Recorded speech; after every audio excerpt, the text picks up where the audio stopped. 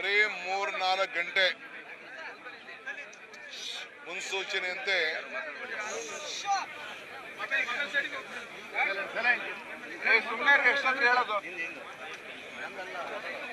3-4 ಗಂಟೆ ಮುನ್ಸೂಚನೆಯಂತೆ ಇವತ್ತು ಕಾಂಗ್ರೆಸ್ ಪಕ್ಷದ ಕಾರ್ಯಕರ್ತರಿಗೆ ರಾಹುಲ್ ಗಾಂಧಿ ಭಾರತ್ ಜೋಡೋ ನ್ಯಾಯ ಯಾತ್ರೆಗೆ ಅವರು ತಡಿತಾ ಇರೋದು, ತೊಂದರೆ ಮಾಡ್ತಾ ಇರೋದು ವಿರುದ್ಧವಾಗಿ ಪ್ರತಿಭಟನೆಯನ್ನು ಹಮ್ಮಿಕೊಂಡು ಇವತ್ತು ಬೆಂಗಳೂರು ನಗರದಲ್ಲಿ ಈ ಪ್ರತಿಭಟನೆಯನ್ನು ಹಮ್ಮಿಕೊಂಡಿದ್ದೇವೆ.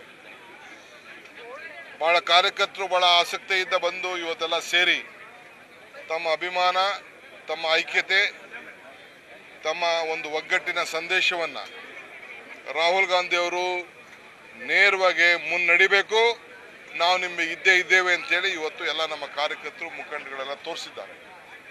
ಇವತ್ತು ತಮಗೆ ನಾನು ಕೇಳೋದಿಷ್ಟೇ, ಇವತ್ತು ಇಡೀ ಕರ್ನಾಟಕ ರಾಜ್ಯದಲ್ಲಿ ಎಲ್ಲ ಜಿಲ್ಲೆಗಳಲ್ಲೂ ಈ ಪ್ರತಿಭಟನೆ ನಡೀತಾ ಇದೆ.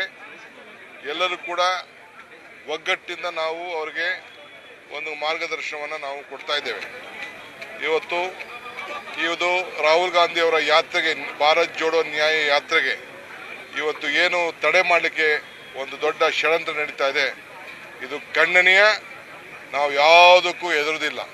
ನಿಮ್ಮ ಕೇಸು, ನಿಮ್ಮ ಜೈಲು, ನಿಮ್ಮ ತೊಂದರೆ ಯಾವುದಕ್ಕೂ ಕೂಡ ನಾವು ಹೆದರುವುದಿಲ್ಲ.